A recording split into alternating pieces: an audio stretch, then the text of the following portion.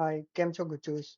સો આજનો આપણો ક્વેશ્ચન છે કે ડિફરન્સ બિટવીન વાર લેટ અને કોન્સ. આ ક્વેશ્ચન ઇન્ટરવ્યુઝમાં બહુ વાર આવે છે. જ્યારે પણ જાવાસ્ક્રિપ્ટના ઇન્ટરવ્યુમાં બેસશો ત્યારે આ ક્વેશ્ચન્સ પૂછાશે અને પૂછાશે. પણ જો તમે બિગિનર હશો તો તમારો આન્સર કેવો હશે કે var is old method to declare a variable. તમને બહુ ઓછું નોલેજ હશે અને તમે કહેશો કે લેટ અને કોન્સ એ નવી મેથડ છે ડિક્લેર કરવા માટે વેરિયેબલને. પણ આન્સર્સ એ નથી હોતો, એ કરેક્ટ આન્સર નથી. હા, એવું તમે કહી શકો કેમ કે આપણે વાર યુઝ નથી કરતા હવે બહુ. લેટ અને કોન્સ્ટ જ મોસ્ટલી યુઝ કરીએ છીએ. એના પણ રીઝન છે, બટ આવો આન્સર આપશો તો તમે ડેફિનેટલી રિજેક્ટ થઈ જશો. તો આનો આન્સર શું હોય એ આપણે થ્રુ આઉટ ધ વિડીયો જોઈએ અને રિયલીમાં વાર લેન્ટ અને કોન્સ્ટ વચ્ચે શું ડિફરન્સ છે એ પણ જોઈએ. ચાલો, તો સૌથી પહેલા આપણે સમજીએ કે આપણને વાર લેટ અને કોન્સ ત્રણેયનો યુઝ શું કામ કરવામાં આવે છે. તો જે વાર લેટ અને કોન્સ ત્રણ છે એ આપણે યુઝ કરીએ છીએ વેરિયેબલને ડિક્લેર કરવા માટે અને ડેટાને સ્ટોર કરવામાં. તો એ કઈ રીતે યુઝ થાય છે તો હું તમને કહું તો આપણે આમ યુઝ કરીએ લેટ નેમ અને આપણે અસાઇન કરીએ છીએ. ઓકે, તો આવી રીતે આપણે લેટ યુઝ કરીએ છીએ આની જગ્યાએ આપણે વાર યુઝ કરીએ છીએ, અધરવાઇઝ કોન્સ્ટ યુઝ કરીએ છીએ. તો આપણે શું કરીએ છીએ વેરિયેબલ્સને કરીએ છીએ ડિક્લેર કરવા માટે આપણે યુઝ કરીએ છીએ લેટ વાર અને કોન્સ્ટ. ઓકે, હવે આ એક ખબર પડી તમે આપણે આનો યુઝ શું કામ કરીએ છીએ.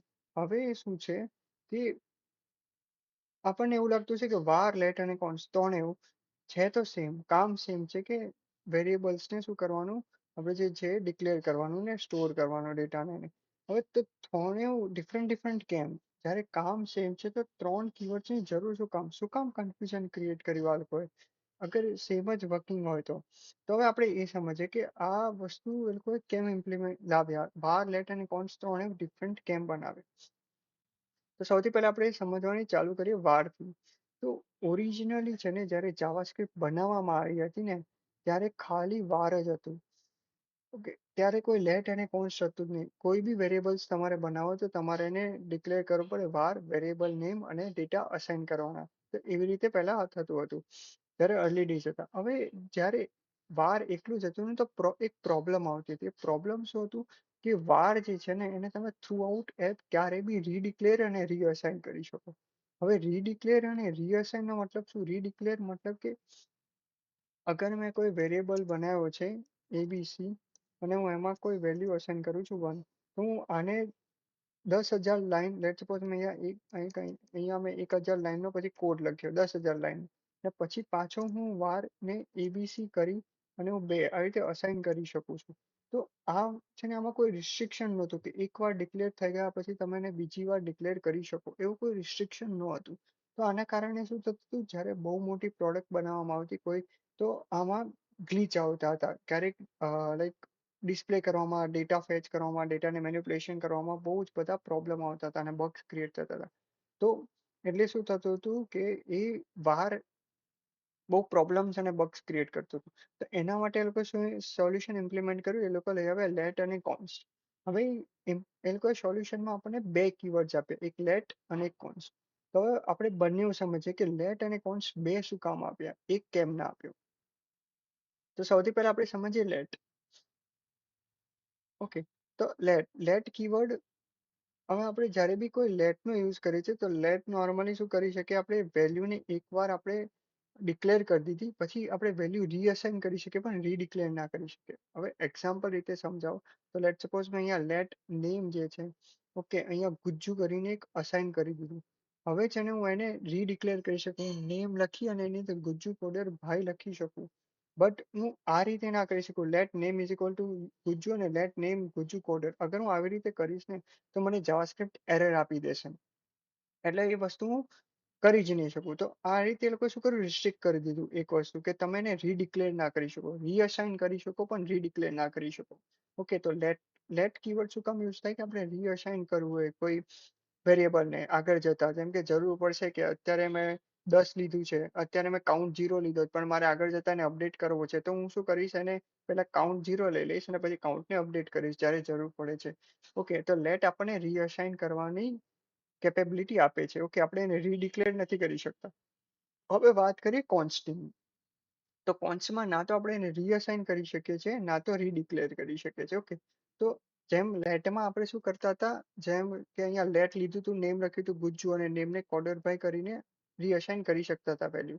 બટ કોન્સ્ટમાં એ પોસિબલ નથી. અગર તમે આવી રીતે કરવા જશો ને તો આપણે કમ્પાઇલર એરર આપી દેશે. એને રીડિક્લેર બી નથી જ કરી શકાતું. કોન્સ્ટ નેમ ગુજ્જુ કોડરભાઈ. અગર આવી રીતે કરશો તમે તો બી એ રીડિક્લેર નહીં થાય. ઓકે, એ એરર થ્રો કરી દેશે. એકવાર કોન્સ્ટ મતલબ એકવાર તમે આપી દીધું, કોઈ વસ્તુ બનાવી દીધું, કોન્સ્ટ નેમ ગુજુ મતલબ એ સેમ રહેશે, એને તમે ચેન્જ નહીં કરી શકો. પણ સાચું નથી એ વસ્તુ. કોન્સ્ટમાં આપણે ચેન્જ કરી શકીએ છીએ. હવે થોડુંક તમને કન્ફ્લિક્ટ લાગતું હશે કે હું હમણાં બોલી રહ્યો છું કે એને રીઅસાઇન ને રીડિક્લેર ના કરી શકાય, અને હવે કહી રહ્યો છું કે એને વેલ્યુઝને ચેન્જ કરી શકાય. બટ આ એક જાવાસ્ક્રિપ્ટનું ફીચર છે કે તમે કહી શકો. ઓકે, એટલે જ મેં લખ્યું છે but here is a catch. Okay, હવે આપણે જોઈએ કે એ શું છે. તો હવે શું છે, we can change the const. Okay, કોન્સ્ટને આપણે ચેન્જ કરી શકીએ, કોન્સ્ટનું જે આપણે વેરિયેબલ છે. બટ એ ક્યારે થાય કે જ્યારે વેરિયેબલ ટાઈપ ઓબ્જેક્ટ હશે, અધરવાઇઝ એરે હશે. સ્ટ્રિંગ નંબર એમાં નહીં થાય. બટ અગર વેરિયેબલ આપણો જે વેરિયેબલનો ટાઈપ છે એ ઓબ્જેક્ટ હશે કે એરે હશે તો આપણે એને મોડિફાઈડ કરી શકશું. હવે મોડિફાઈડ કઈ રીતે થશે? કેમ કે ઓબ્જેક્ટ છે તો લેટ સપોઝ મેં અહીંયા એક ઓબ્જેક્ટ બનાવ્યો છે, ઓબ્જેક્ટ 1. એની અંદર મેં બે વેલ્યુઝ આપે, નેમ અભી અને એજ 19. ઓકે, હવે શું છે, હું એનો ઓબ્જેક્ટ ડોટ નેમ કરીને કરીશ ને તો આ મને અલાઉ કરશે આટલી વસ્તુ કરવા માટે. હું એને નેમને ચેન્જ કરી શકું છું, ઓબ્જેક્ટના પર્ટિક્યુલર કોઈ એક અંદરની કીને હું ચેન્જ કરી શકું છું. બટ અગર હું આખા ઓબ્જેક્ટને રીઅસાઇન કરવા જઈશ, ઓબ્જેક્ટ 1 આખો નવો ઓબ્જેક્ટ આપીશ A1 B2, તો આ મને નહીં કરવા દે, આ મને એરર થ્રો કરશે કેમ કે હું એને રીઅસાઇન કરવા દઉં છું. તો ઓકે, આખું રીઅસાઇન કરવા તો એ પોસિબલ જ નથી. મને રીઅસાઇન આખો ઓબ્જેક્ટ નહીં કરવા દે, બટ પર્ટિક્યુલર કોઈ વેલ્યુને મને અપડેટ કરવા દેશે ઓબ્જેક્ટમાં. ઓકે, કોન્સ્ટ આપણને આ ફંક્શનાલિટી પ્રોવાઈડ કરે છે. બટ આખો તમે રેફરન્સને ચેન્જ નહીં કરી શકો. હા, એની પર્ટિક્યુલર કીને ચેન્જ કરી શકો. સેમ વસ્તુ એરેમાં થશે. જેમ કે મેં અહીંયા એરે 1 લીધો છે, 1 2 3. અગર હું એરે 0 10 કરીશ તો અપડેટ થઈ જશે, અહીંયા 10 લખી દેશે, 2 3 થઈ જશે. ઓકે, બટ અગર હું એરે 1 ઇઝ ઇક્વલ 2 3 4 કરવા જઈશ ને તો એ મને એરર આપશે. તો કોન્સ્ટ આપણને એટલી ફંક્શનાલિટી આપે છે કે આપણે ઓબ્જેક્ટ અને એરે ટાઈપની અંદર આપણે પર્ટિક્યુલર એલિમેન્ટ્સને ચેન્જ કરી શકીએ છીએ. ઓકે, તો તમને સમજ પડી છે વાર, લેટ અને કોન્સમાં કેવી રીતના ડિફરન્સ છે અને શું કામ ત્રણેય અલગ અલગ છે. ઓકે, હવે આ જે આપણો ક્વેશ્ચન્સ છે એને કરેક્ટ વે શું છે આન્સર આપવાનો. તો જ્યારે બી તમને ક્વેશ્ચન્સ પૂછવામાં આવે ને કે ડિફરન્સ બિટવીન વાર, લેટ અને કોન્સ, તો તમારે શું કહેવાનું, વાર છે એને આપણે રીડિક્લેર કરી શકીએ ને રીઅસાઇન કરી શકીએ છીએ, જેમ મેં હમણાં ઉપર સમજાવ્યું. લેટ છે એને આપણે રીઅસાઇન કરી શકીએ પણ ઓકે, અહીંયા ભૂલ થઈ ગઈ, અને રીડિક્લેર ના કરી શકીએ. સોરી, હું ચેન્જ કરી દઉં. ઓકે, તો આપણે એને રીડિક્લેર નથી કરી શકતા. કોન્સ્ટ જે છે એને ના તો આપણે રીડિક્લેર કરી શકીએ છીએ, ના તો રીઅસાઇન કરી શકીએ છીએ. ઓકે, તો આ રીતે તમે આન્સર આપી શકો. પ્લસ આની સાથે તમે જે એક્ઝામ્પલ મેં બતાવ્યા છે ઉપર, એ એક્ઝામ્પલ તમે આમ બતાવશો ને તો ઇન્ટરવ્યુને ખબર પડી જશે કે હા, આ વ્યક્તિને ઇનડેપ્થ નોલેજ છે કે વાર, લેટ અને કોન્સ્ટ કઈ રીતે કામ કરે છે.